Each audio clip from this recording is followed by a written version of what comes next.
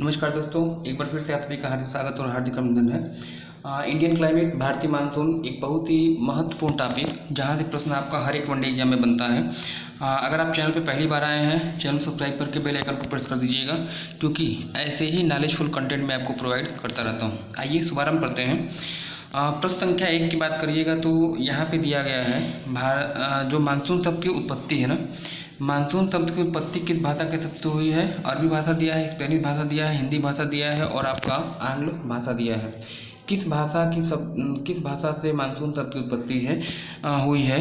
तो एक चीज़ याद रखिएगा, एक शब्द आपका आता है मौसम, है ना, एक शब्द आपका है मौसम, और यह मौसम शब्द जो है वह अरबी भाषा का शब्द है। और मौसम का जो शाब्दिक अर्थ होता है वह होगा दिशाओं का परिवर्तन, मतलब दिशाओं के अनुसार, या कहीं जलवायु के अनुसार या मौसम के अनुसार कह लीजिएगा, हवाओं का जो दिशा परिवर्तन होता है उसी को आप मौसम कहते हैं, है ना।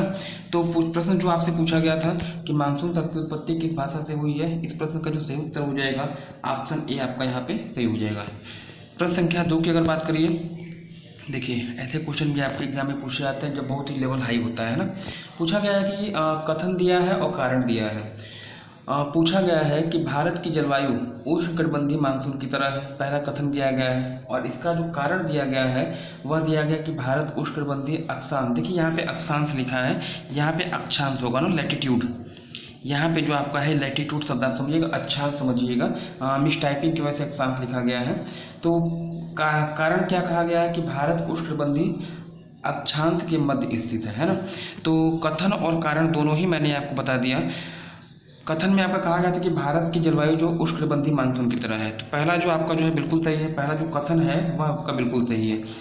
और उष्णकटिबंधीय अक्षांश के बीच में है भारत, पूरा भारत, तो ये बात जो है आपको गलत होगी, क्योंकि पूरा भारत जो आपको मालूम है ना कि ये अगर आपकी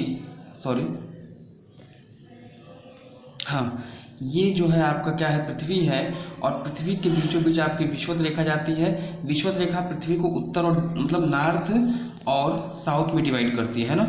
भारत की स्थिति यहाँ पे है, कर्क रेखा से लेकर मकर रेखा के बीच का क्षेत्र आपका क्या कहलाता है, उष्णकटिबंध कहलाता है। और आपको यह मालूम है कि भारत के बीचों बीच कर्क रेखा जाती है ना। तो मतलब आधा भारत तो आपका उष्णकटिबंध में होगा, लेकिन जो शेष उत्तर भारत का हिस्सा वह आपका उष्णकटिबंध में नहीं है, बल्कि वह शीतोष्ण कटिबंध में है। तो इस तरह से जो आपका ऑप्शन जो जहाँ कारण दिया है वो क्या है, गलत है ना। तो पहला कथन आपका सही है, भारत की जलवायु उष्णकटिबंधीय मानसून की तरह, ये तो आपका सही है, लेकिन आपका भारत उष्णकटिबंध में नहीं है, बल्कि आधा हिस्सा जो है उष्णकटिबंध में है, आधा हिस्सा जो उत्तर भारत का हिस्सा है वह शीतोष्ण कटिबंध में है। ए सही है और आर आपका यहाँ पे गलत है। ऑप्शन देखिए क्या दिया गया है, ए देखिए कथन और कारण दोनों सही है, आर ए की सही व्याख्या करता है, ये तो आपका उत्तर गलत हो जाएगा, क्योंकि कथन सही है, कारण नहीं सही है।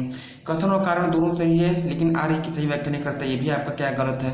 मैंने आपको क्या बताया कि कथन जो है सही है, लेकिन आर कारण जो है वो गलत है, यानी ए सही है, आर आपका गलत है। ऑप्शन सी आपका यहाँ पे जो है यहाँ पे सही होना चाहिए, है ना। यहाँ पे जो है आपको चौथा ऑप्शन देखने की भी जरूरत नहीं है, ऑप्शन सी आपका यहाँ पे सही हो जाएगा, है ना।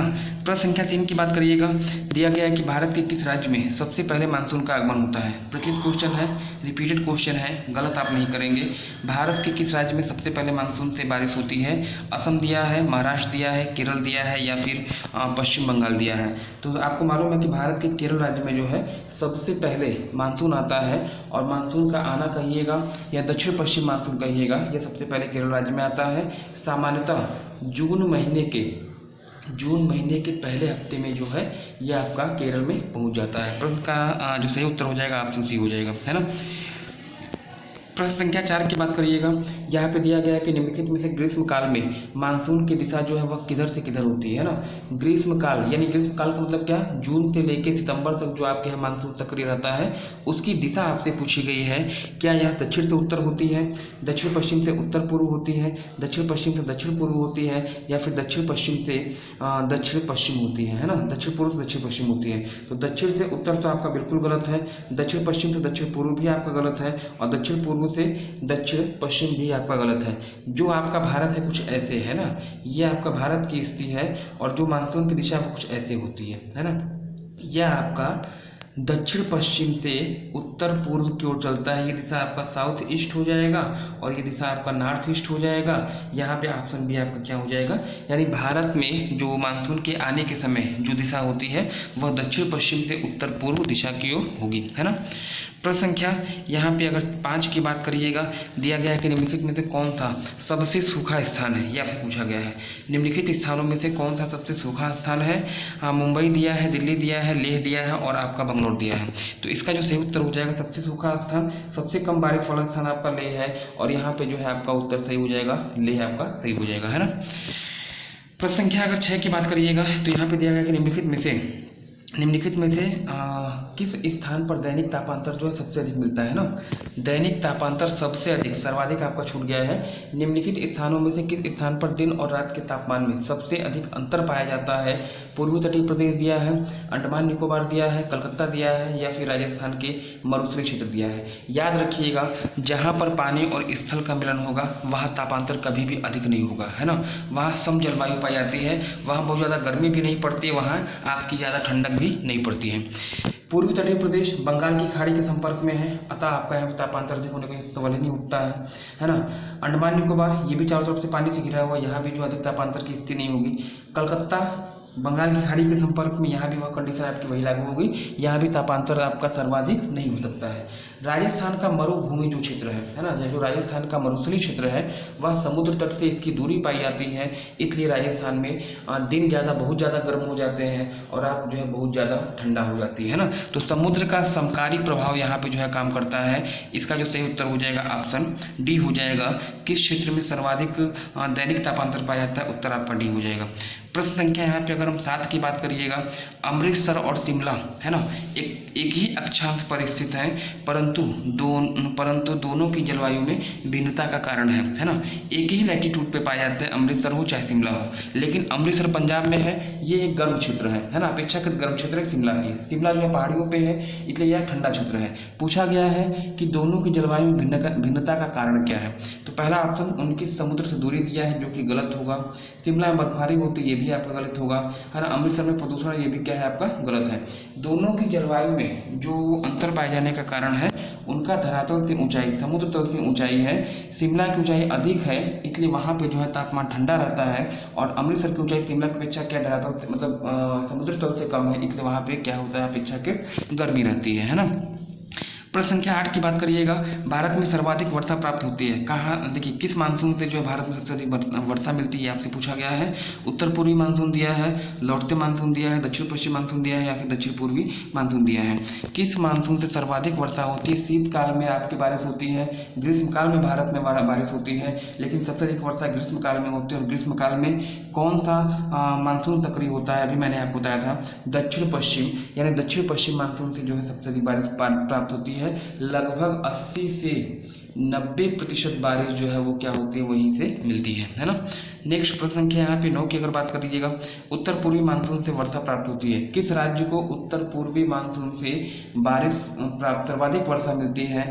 पश्चिम बंगाल दिया है, गुजरात दिया है, यहाँ पे आपका तमिलनाडु दिया है, उड़ीसा दिया है। देखिए, उत्तर पूर्वी मानसून कहिएगा या इसी को आप कहते हैं मानसून का लौटना, है ना। मानसून का लौटना कह लीजिए या मानसून का वापस आना कह लीजिए या कह लीजिए मानसून की रिटर्निंग, है ना।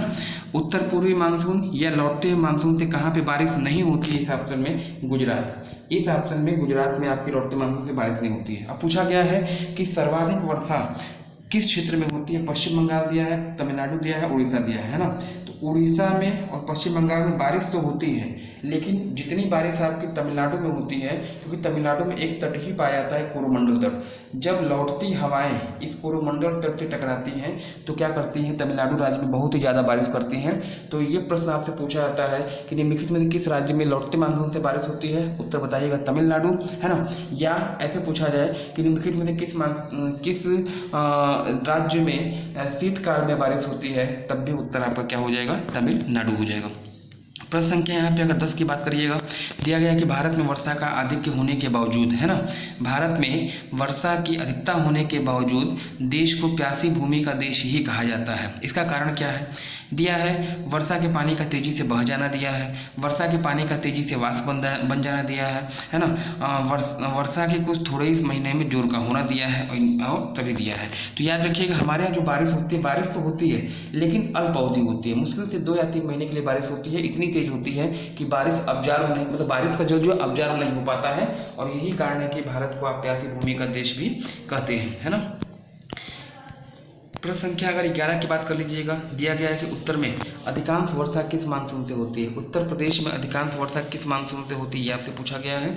दक्षिण पश्चिम मानसून है, उत्तर पूर्वी मानसून है, पश्चिमी विक्षोभ दिया है और इनमें से कोई नहीं दिया है। तो जो उत्तर प्रदेश में बारिश होती है शीतकाल में नहीं होती है, बल्कि क्या होती है, ग्रीष्मकाल में होती है। देखिए शीतकाल में भी होती है, शीतकाल में भी बारिश होती है यूपी में, लेकिन पश्चिमी यूपी में होती है, अपेक्षाकृत कम होती है।